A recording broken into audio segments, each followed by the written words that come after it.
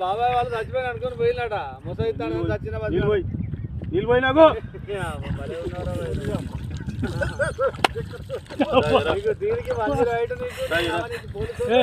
ఎందుకు పన్న వాళ్ళ ఎందుకు అనుకున్న వాళ్ళ ఈ చల్లదనానికి ఎండకు చేయలేక కన్నీకి ఓడిపోయి వచ్చిన గెలవలేక